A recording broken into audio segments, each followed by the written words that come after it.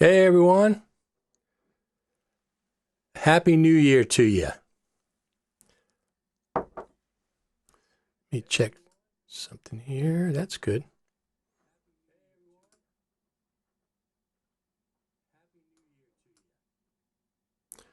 Of course, I have to mute the actual YouTube video stream. So how's everybody doing out there today?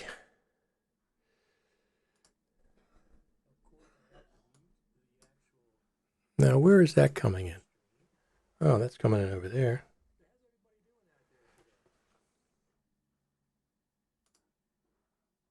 I'll be right with you. I have to do one thing. There we go. I'm going to pull that back up now. I have so many tabs open sometimes that I have a hard time finding them all to mute. Let me just check this here. There's the live stream. I got to monitor that. There we go. I'm going to pull that up a little bit. So I had an interesting week. I hope you all had a good Christmas. Looking forward to New Year's Eve coming up here. Our friend Justine Paula Robillard from South Africa says, Happy New Decade Eve. So I saw that controversy on Twitter about whether it's a real decade or whether the decade starts in 2021. I look at it like this. The 20s are coming in one day, less than a day. It'll be the 20s. So that's all I really care about. I don't care if it's technically a decade or socially a decade or whatever. The 20s are going to be here in one day. You'll be able to say, I lived through the 20s. So what are we going to talk about today? We are going to talk about 2020, Final Cut Pro 10.5. Somewhere I had a list up here. I'm not sure where these lists... Oh, there it is there. What happened in the past, 2019, how things are going, and some of my favorite gizmos of 2019. We'll talk about that, and a couple of other things. So the first thing, I have my Mac Pro set up, of course, and I have a 34-inch 21:9 LG monitor that is my main monitor now. I sent my iMac back for a trade-in for Apple, and that went fine. Everything's going fine there. They're giving me my money.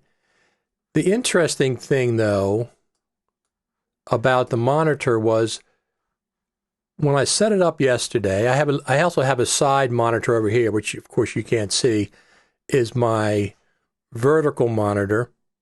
I have a vertical monitor, too, over here to the side. If I could get the...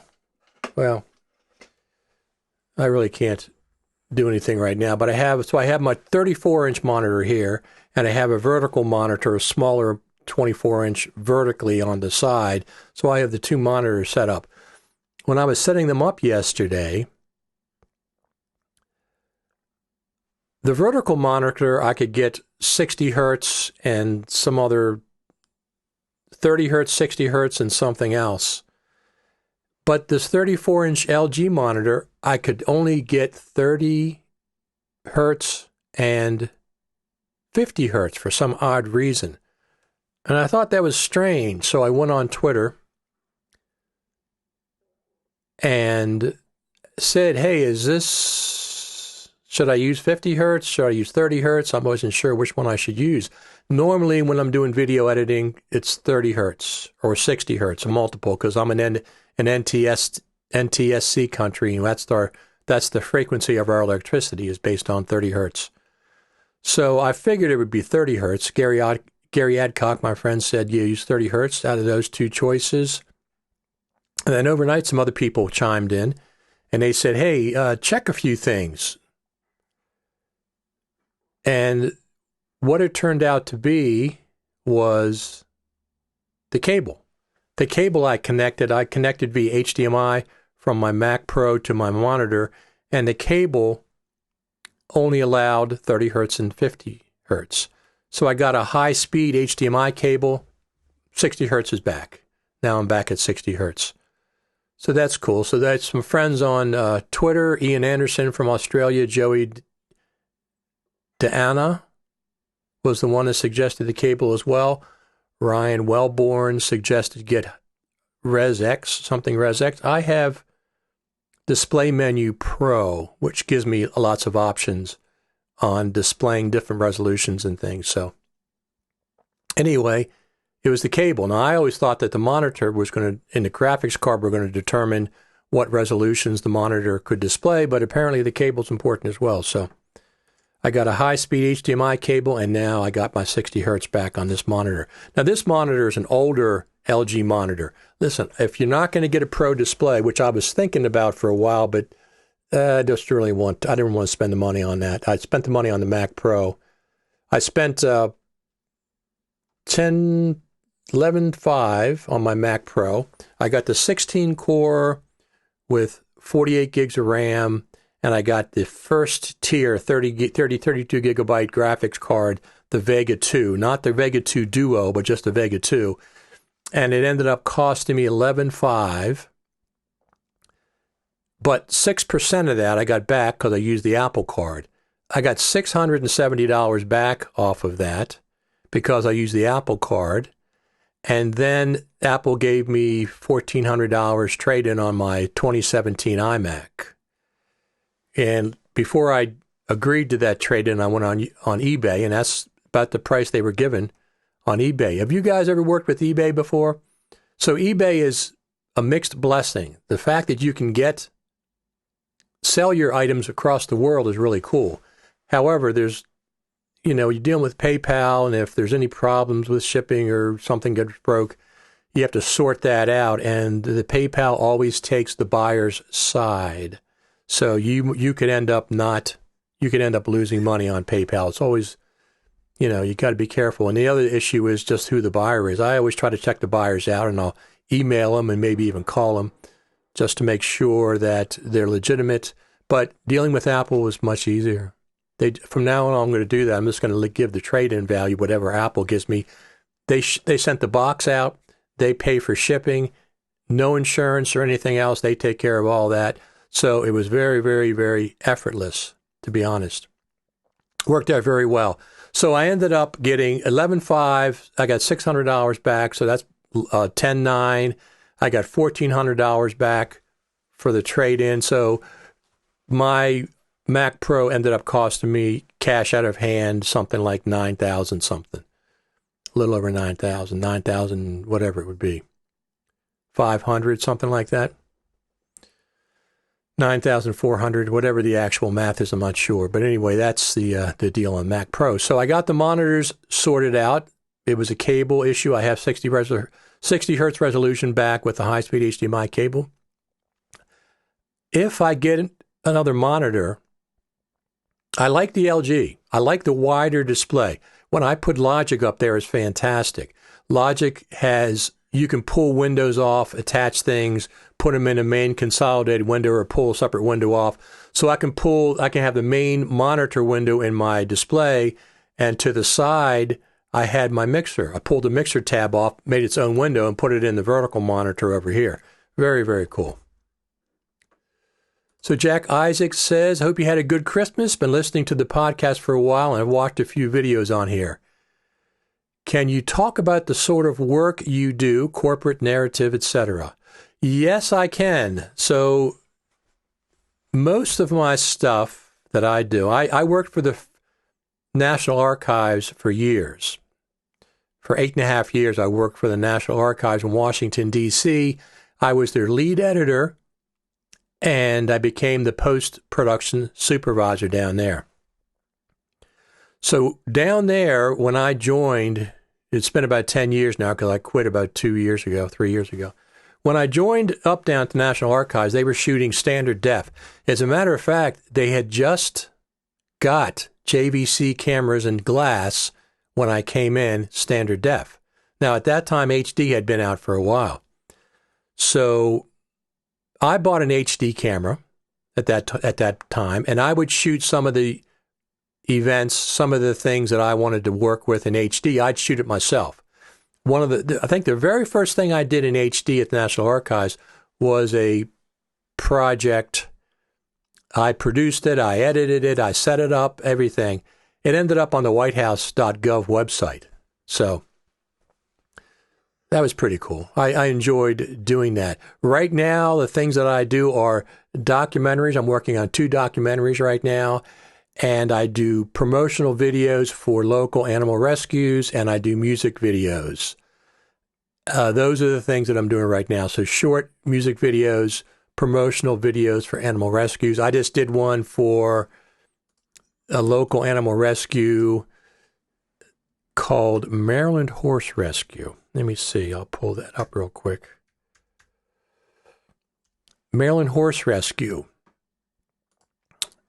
And let me pull it up just to show you the kind of things that I'm doing. Somewhere here it is. I did one, for example, I did one here. Let me just pull this up and show you what's going on here. So here is one I did for, there's a place in Baltimore called Christmas Street, USA. So I did this one in Baltimore, and it's got, I've done 2 of them actually. One was in 4K and one was in on Facebook, and it actually got, this one has 600 views, but another one this one has got 18,000 views. This is one I did for Maryland Horse Rescue, and it's got 18,000 views so far. It's only been up like a week. It's been shared 184 times.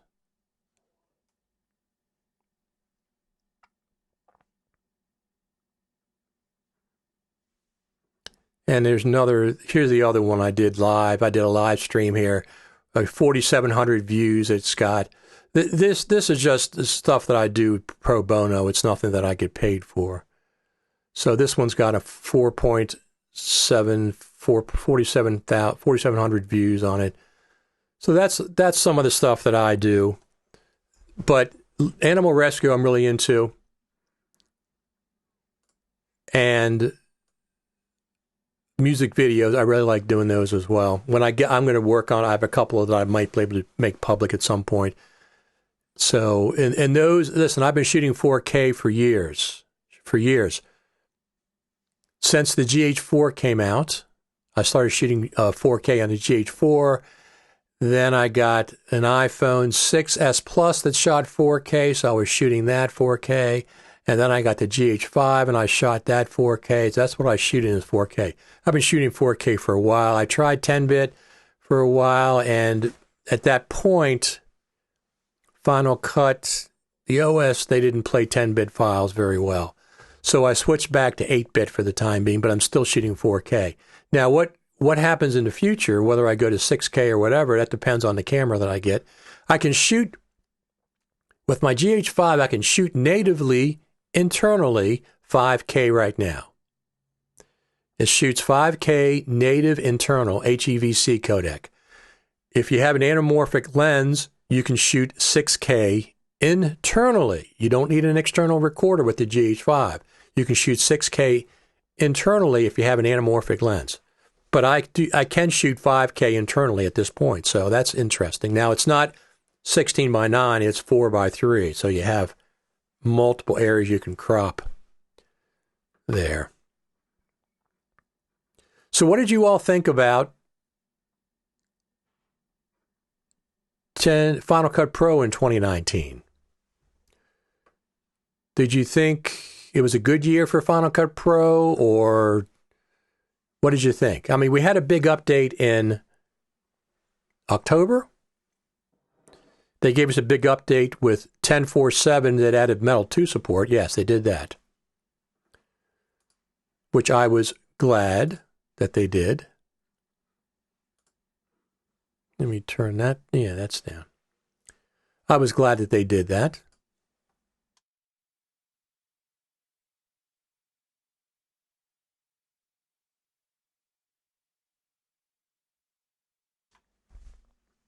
That was a big update in terms of under the hood things. Like, it's like if you have a house and you had to replace all the plumbing because there were leaks or whatever. So the structure still stays in place. The windows still stay in place. Electricity still stays in place. But you go in and replaced all the plumbing because it was leaking. That's what the update with Metal 2 was like. But that was kind of more of under the hood kind of things. Personally, I think, and we've had discussions about this, that it was a kind of a boring year for Final Cut Pro 10.5. So Justine says, very disappointing, was hoping for bug fixes, some kind of audio mixer, professional laptops, replaceable parts. Well, that's not Final Cut Pro. That, of course, is Apple itself. Eric Emmerich says, each passing month increases expectations for 10.5. Absolutely. 10.5, absolutely better get here in 2020. Now, my expectations, well, let me go over this first. So I've talked with people, and they say that the Apple team can put out an update anytime they want, right? Doesn't have to be any special time. Well, 2019 was pretty boring. It's not that they didn't do some bug fixes and stuff, but besides the Metal update 10.4.7, it was a boring year for Final Cut Pro. I mean, I know I do Final Cut Pro radio. I have, I like to talk about different things. During NAB, there was nothing from Apple going on like they did the 2 years before that. The Summit came and went with no update. They traditionally had an update at the Summit. Let me go over how this works. So people say they can do an update at any time. Yes, they can. 10.2 came out at NAB 2015. Okay, 10.2.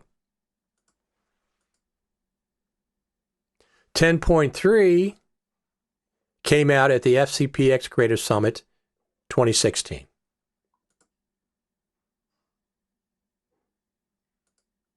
10.4 was publicly demoed at the Creative Summit 2017 and released in December 2017. So that was 10.4.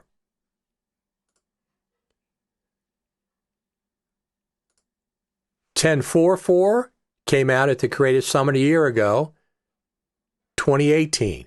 So all of these major updates to Final Cut Pro have come out around NAB or around the Creative Summit. Every one since 10.2. Every one has come out around NAB or around the Creative Summit. That did not happen this year. 2019, nothing at NAB, zero at NAB. And then once again, 2019, nothing at the Creative Summit. So this was an unusual year for updates to Final Cut Pro. I'm not saying they weren't doing work. I'm just saying that it was boring. It was a boring, very boring year. So that means 2020 is going to be exceptionally exciting. That's the way I look at it, don't you think? 10.5 will be coming out in 2020. Everybody's pretty sure of that. Lutz says, Happy New Year to you all. Thank you very much, Lutz. Happy New Year to you as well. So, let's see what else we got going on here. So I think, everybody thinks that, well, everybody knows 10.5. It's got to come out in 2020. I think it'll be NAB. I mean, it's already been, how long has it been? Let me go over there real quick. Let me see something here.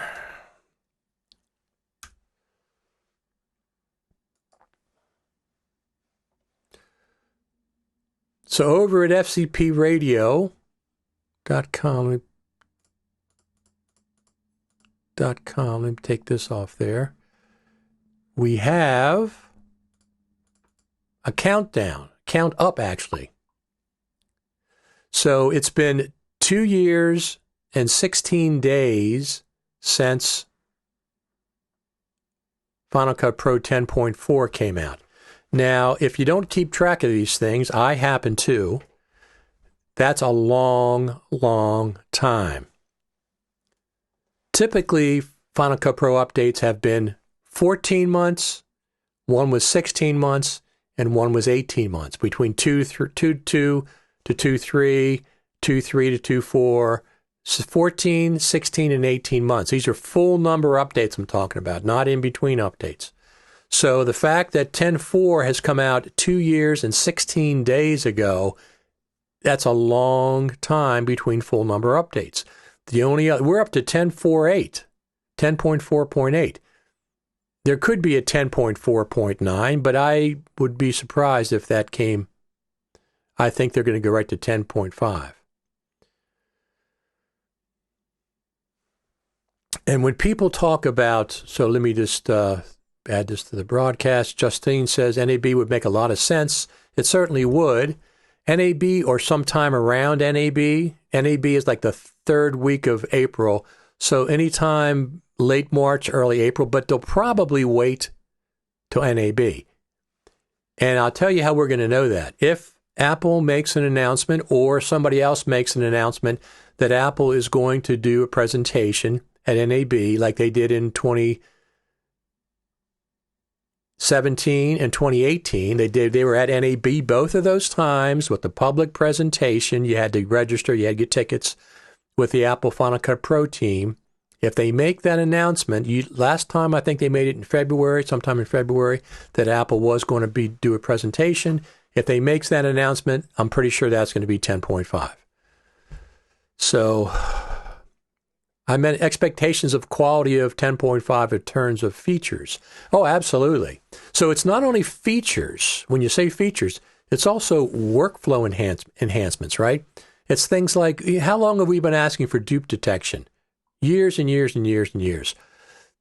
The things like that. I'd like to see more colors. I mean, they seem to have a limit on the amount of colors that they have in there. Logic has a much, much better color palette. It's still restricted, but it's much better. It's much brighter. The colors are brighter, and you can recognize things easier. You can color individual clips on the timeline, for example. Color code them. It's really nice. I really like that.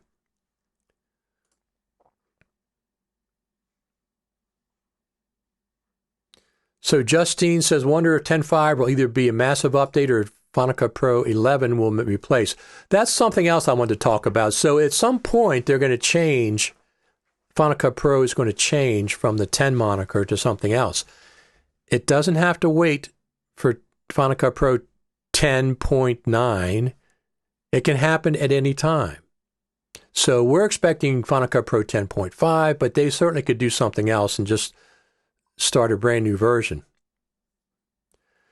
And Michael Cioni said, when I talked to him a few months back, I said, what would you like to see different about Final Cut Pro with updates?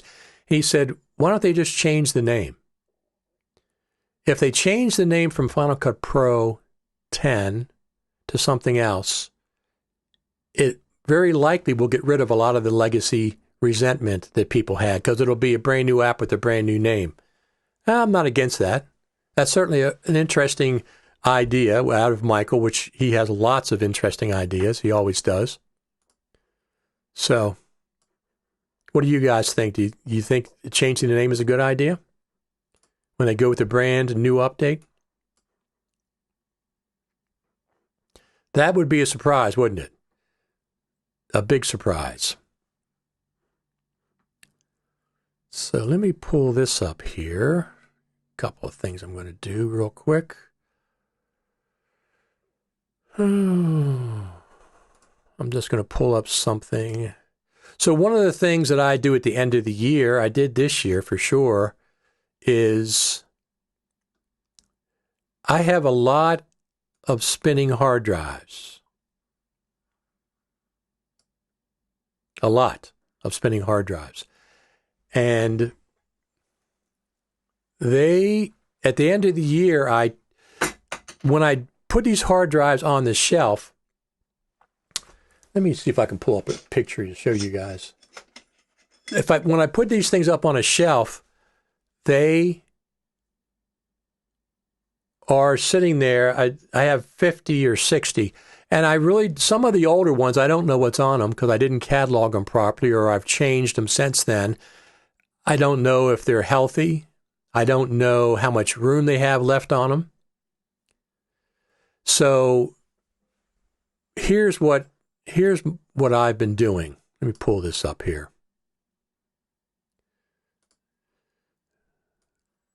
Let me just pull this up.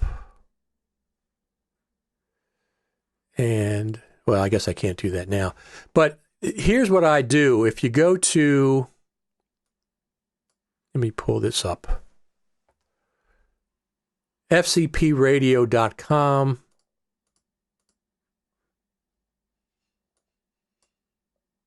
Here's my workflow.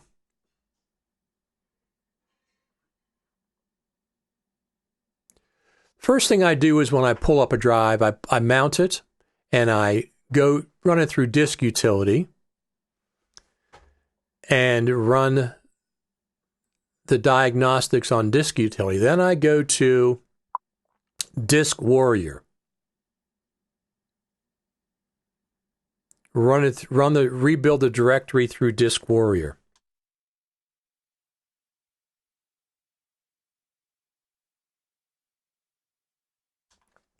Then I take it to NeoFinder. NeoFinder is my database that I keep track of everything on with all my drives. So some of the drives that I had prior, I did not catalog them. The catalogs are out of date. So I had to redo all the catalogs in there. Then I keep Drive DX open. This tells me if there's a failing drive, and I found a couple of failing drives that were failing. So then I look at the drives and see if there's anything that's that important on there.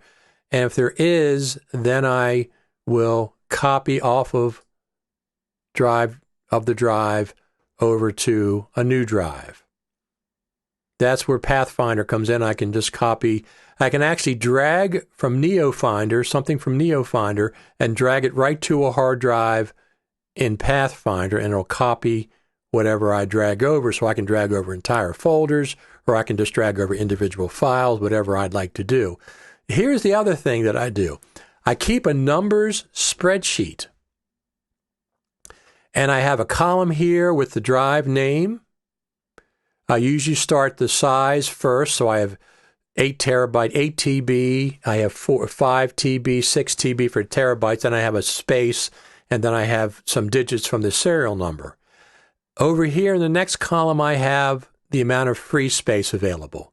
Because I have drives that have free space that I'm not utilizing. Some of my 8 terabyte drives have 6 terabytes of free space. So I can sort by the free space. I can go up here and sort ascending or descending, and it'll tell me which drives have the most free space. So I have that. And then over here I have, I think I have the date, and over here I have if a drive is failing or not. So these couple of drives were failing down there. So that's what I typically do. Now, some people say you don't have to do that. It doesn't make any difference. You take care of the way you want to deal with your drives. I'll take care of the way I want to deal with my drives.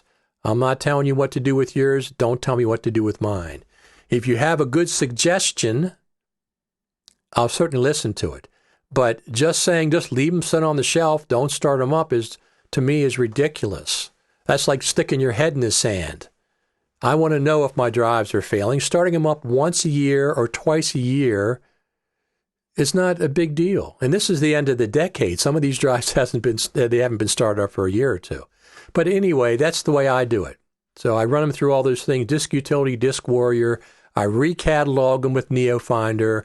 I look at Drive DX and see if there's any obvious problems with that. If there is, I'll look at the drive. If there's important things, I'll take things off and put them on a new drive.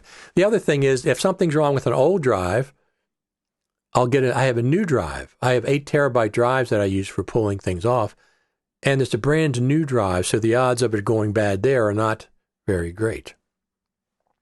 I don't know who else has bare drives these days, but that's what I do. So let's see what's going on here. Okay. So like I said, the other thing is I wanted to update the catalog. I wanted to update the catalog of my drives because some of the drives that I did years ago, the catalogs, I didn't update them. So now I'm updating them, right? I've got up to 46. Let me see how many I have on I'm not sure how many I have. Let me just pull this up real quick.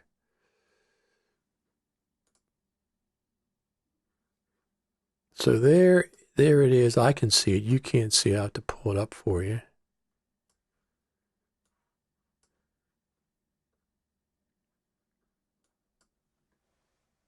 So here's my spreadsheet.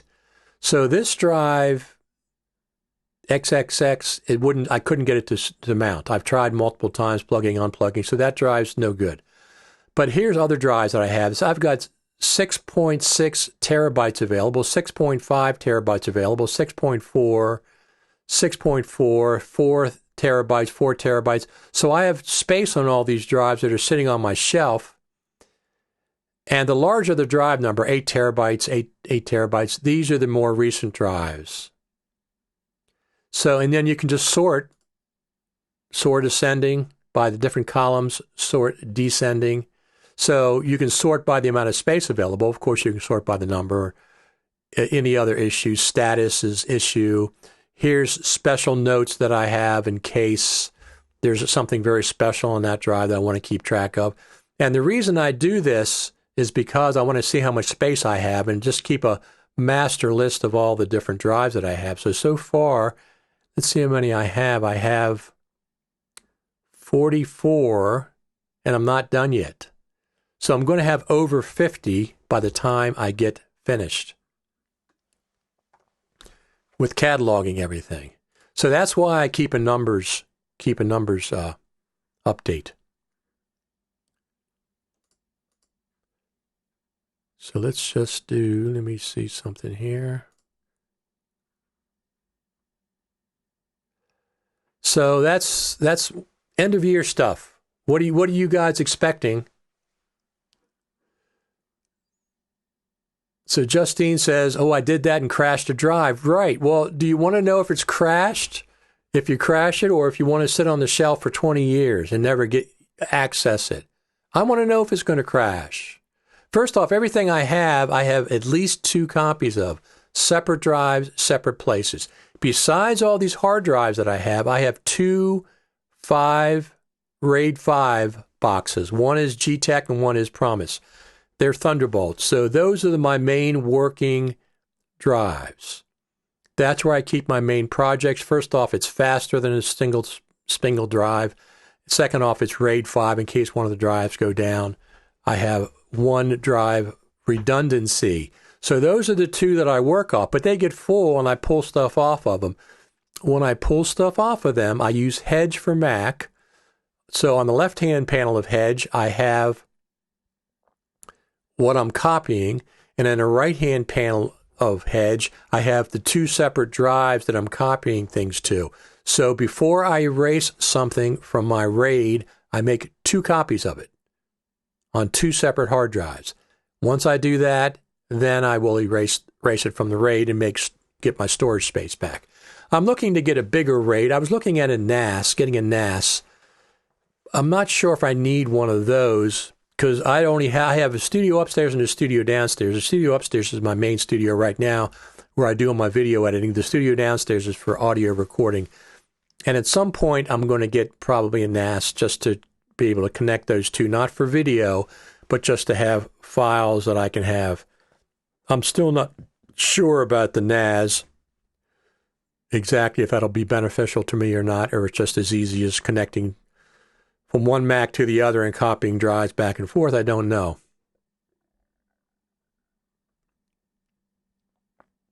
So what do you think about 2020? Are you excited about it? As far as Final Cut Pro goes, I probably will be going to NAB, covering NAB again live like I have the last couple years. I've done it 3 years, and I'll do it in my 4th year, most likely. Very likely I will. If there's an announcement that Apple is going to be there. If there's no announcement that Apple's going to be there, I'm going to have to think about whether I want to go or not, because I really don't go for any other reason. Well, to meet friends and all, of course, but I mean, mainly I go for Final Cut Pro stuff. And last year, LumaForge did the Faster Together stage. It took over the Super Meet area and did the stage there. So I went for that. And also the Frame.io had a very, very nice booth. It was just behind the Blackmagic booth on NAB, if you've been to NAB before. And they had like a place where Final Cut Pro people could kind of congregate. So that was very, very cool. Both of those events were cool. This year, LumaForge is not doing that, as far as I know, because the Super Meet is back. The Super Meet is back with Dan Berube, but not with Michael Horton. And Dan Berube and Future Media Concepts have already announced that they're doing the Super Meet on Tuesday night. So that's coming back as a Super Meet. That'll be one event. But if there's no other specific Final Cut Pro events, I don't know what LumaForge is going to be doing. If they're going to have anything this year like they have the last 3 years, they have special things. We'll have to see. So we'll be, this is the last day of 2019. Tomorrow is 2020 officially. In Australia, it's already 2020. We'll have to see how that goes. And we should be finding out some things shortly about what's going to happen at NAB. And I can guess, like I said, if there's an announcement that Apple's going to present at NAB, if they're going to have their sessions like they have. They did it with FCP Works in the past. I think Future Media Concepts gave them the space to do the presentations, so that was very nice of them. The other thing about NAB this year is it's starting on Sunday morning, 10 o'clock, something like that, 11 o'clock on Sunday. So I don't know if there's going to be an event Saturday night like there has been in the past. It goes from Sunday to Wednesday this year. So I'm heading in. If I go in, I'll probably head in on Saturday. Get rested up and be ready for Sunday. So what do you think? Oh, here's a couple of things. So first off, let me just pull this up.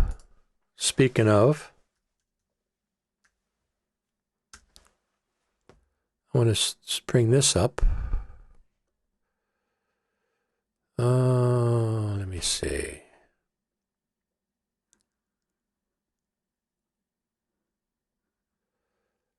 Explore blog. Let me see here. What's going on?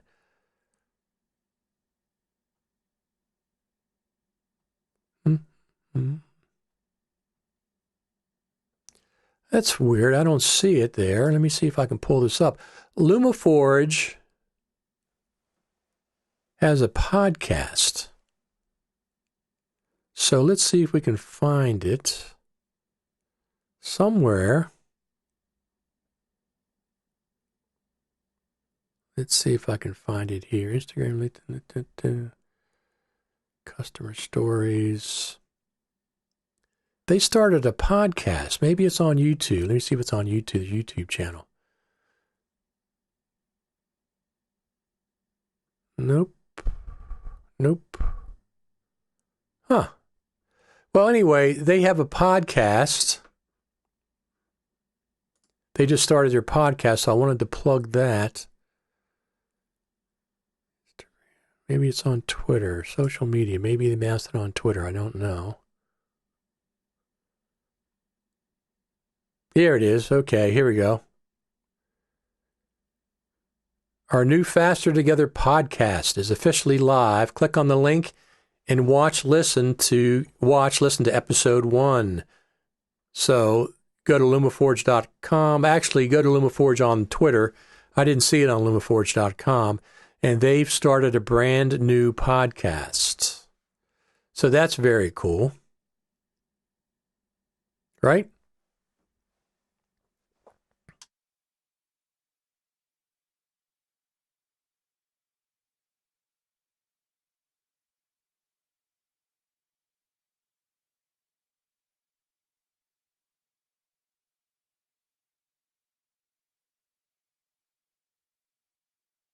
The other things that I've seen mentioned, people are doing comparisons a lot of times with the new Mac Pro, and they're comparing it to the MacBook Pro 2016 and some other things. Yeah, there's probably a couple things that the MacBook Pro might be able to do faster than the Mac Pro, but the MacBook Pro is not going to do 12 and 16 streams of 4K video simultaneously. If you go to iJustine's page, she did an incredible amount of simultaneous editing in Final Cut Pro and some other things in the background all at one time. The MacBook Pro is not going to touch that. That's what the high-end workflow is with the Mac Pro. Why it's so powerful. I love mine. I mean, I'm editing nothing spectacular. I'm not doing anything. I'm not doing any 8K. I'm not doing any red. And I don't anticipate doing that in the future. I am waiting for the GH6. We'll see what's going on with that when that comes out. There's an announcement by Panasonic in January. They have some kind of an event. We'll see if there's going to be a GH6 announcement at that point. And look, once you start buying into the glass of a camera, it kind of locks you in. So I'll see what kind of camera I get going forward. I really don't need one immediately. There's nothing that's in any kind of urgency, because I got the GH5 and that's doing very, very well for me. So my favorite gizmos of 2020. My favorite gizmos. First off, the iPod Pros. I really, really like these. I have the old AirPod Pros. I have the old ones in their smaller case, and I've had them for years. They've been very dependable. I use them for jogging every morning when I go out. When I'm working around the house, I put podcasts in to listen to. It makes things very enjoyable. Now, the AirPod Pros have sold out just about everywhere. I got mine, I think, in November. They were on sale at Amazon, so I got them in November. That's one of the things. Now, when I was talking to Chris Fenwick a couple of months ago on this show, I told him about this gizmo that I got, and what it is, it's a 4-way USB port expander that goes into the back of an iMac. If you plug this part in to an iMac in the back, this part has little fins there that go in some of the air ports. They have the air intake on the bottom of it. It only takes like 4 little ones. It's not that big a deal. It actually clips in there, and what it gives you is 4 ports on the front of the iMac. I don't even know what it's called.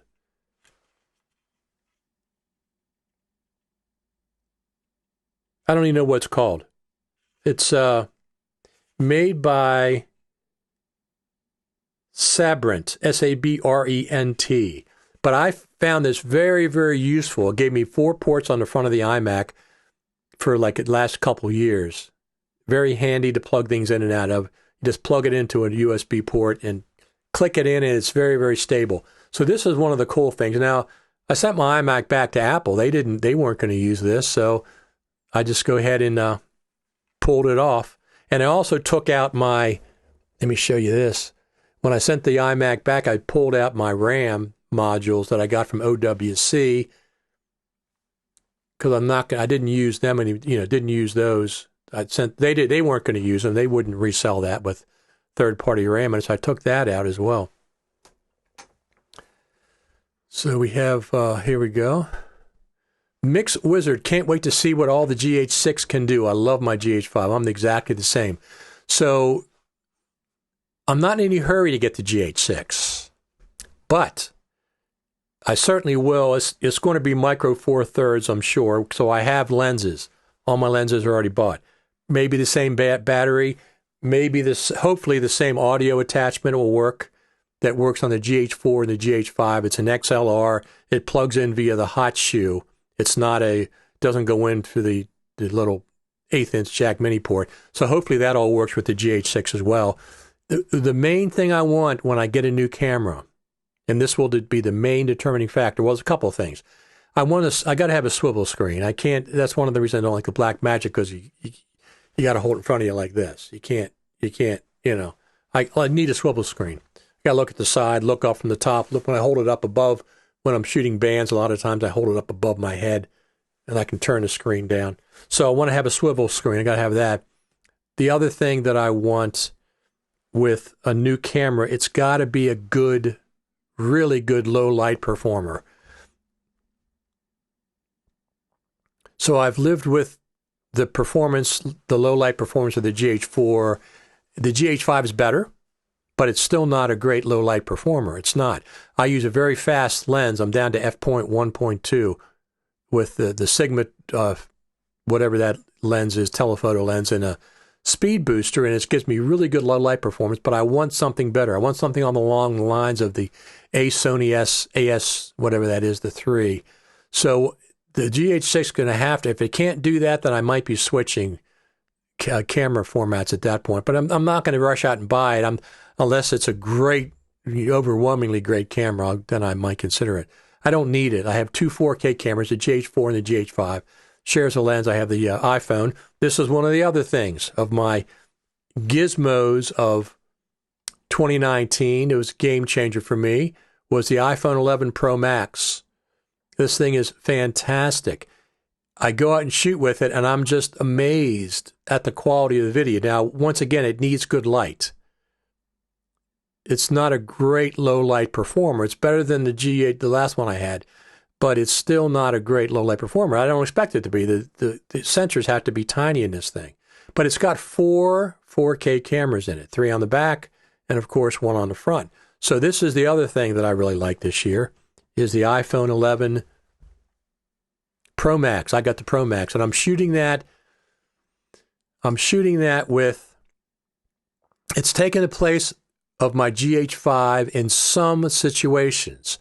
Like I shot that horse video that I showed you. It has 18,000 going on 19,000 views. I shot that with the iPhone. First off, the people, when they talk to you, you don't have a big rig in front of you. I had proper microphones. I had a Shure microphone. That's why I got clear audio. But, it's not as intimidating if you're holding a phone in front of you talking to somebody rather than the bigger setups. So that's one of the things. And it's just more portable. I take it with me everywhere, so I always have it with me. It's not as good as the GH5, but it replaces the GH5 in some circumstances. Here's something else that I've been meaning to tell everybody about. When I show you these are things, I'm not getting paid for this. These are things that I use and I really like. For cleaning your screens, your MacBook Pros, Screen Mom. It's fantastic. It's probably just water, but it's really, really good. It's not that expensive. I get it on Amazon. I clean my glasses with it. I clean my monitor with it. I clean my MacBook Pro with it. It's very good. It comes with a cleaning cloth, one of these non-scratchable cleaning cloths. Just follow the directions, but I really like this stuff as well.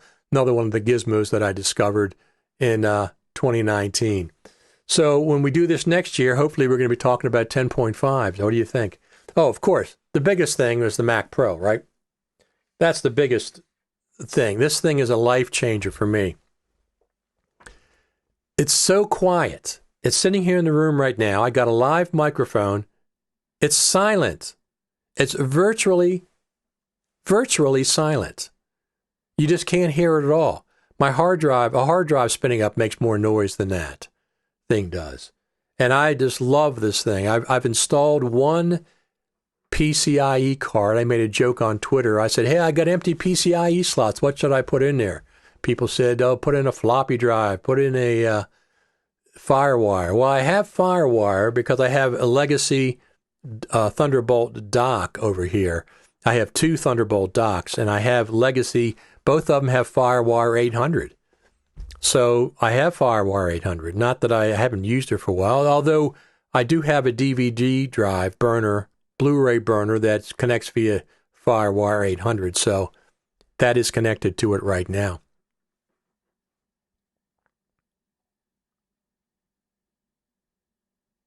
So What do y'all think? 2020, 10.5 in 2020. That's what I think. Well, everybody thinks that, but I think it's going to happen at NAB, around NAB. Also, as I mentioned, go to FCPRadio.com, and there'll be a new episode of Final Cut Pro Radio out today. Brand new episode. There'll be the last one for the year. It'll be out. I have it kind of ready. It's 11 o'clock. It'll probably be out about 2 o'clock today. It'll be out 2 or 3, something like that. I'm not going to tell you who's on it. You got to just, if you subscribe, go right ahead. You can check out on iTunes, of course. Final Cut Pro Radio. I've been podcasting for 15 years. 15 years continuous. No breaks, no quitting and coming back. 15 years I've been podcasting for. I have two podcasts. Final Cut Pro Radio is the most popular one right now. The other one is Roots Rock Radio. That's the one I started 15 years ago, and I've been doing it ever since. We just had our Christmas edition of Roots Rock Radio come out, rrradio.com. That's the one I've been doing for a long time. I started after I heard Adam Curry. He had the daily source code. I remember listening to him in August, and I started podcasting the following March, and I've been doing it ever since. A lot of people will start a podcast and then they'll quit, or they'll start and stop and start and stop. That's not. I've been doing it continuously for 15 years. We're over 1.1 million podcast downloads, 1.1 point something. We're approaching 1.2 million podcast downloads at this point, which is very, very cool. Now, these Final Cut Pro Radio TV lives they're probably, I haven't counted them up, but it's probably between 60,000 and 70,000 views at this point. So that's very cool as well. Anyway, everybody, thanks for stopping by. Hit the like button down if you're on YouTube, if you don't mind. I appreciate that. And I want everybody to have a fantastic 2020. Fantastic 2020. The fact that Final Cut Pro is taking such a long time between 10.4 and 10.5, it's got to mean one thing. It's got to mean that 10.5 is going to be a nice, big update.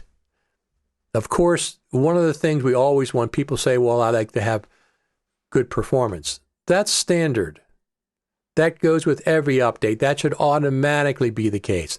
That's not a feature per se. I mean, Metal 2 is a big boost from what everybody says. I'm running it on my Mac Pro Catalina. I didn't have any choice. I have my MacBook Pro on Mojave, keeping that for the time being.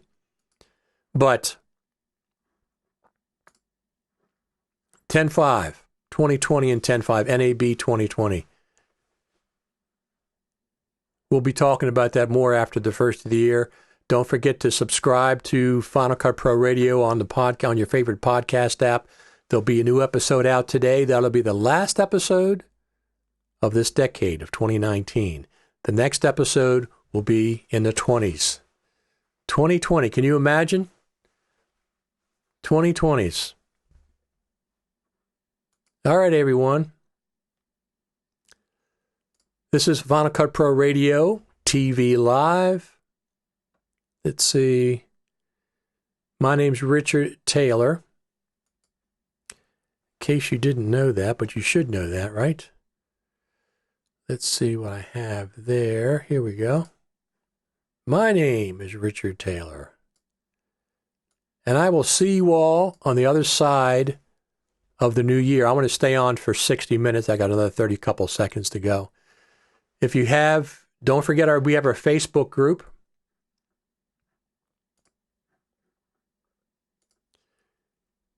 Tweaks123 says, Happy New Year. Thanks for 2019. Thank you for stopping by. What else do we have? I think that's going to be just about it. Let me pull up.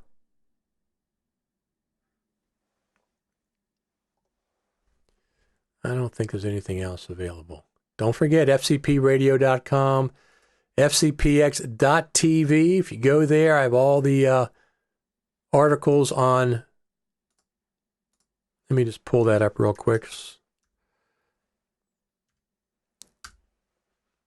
So I have all the articles on the Mac Pro. Look at these articles I have.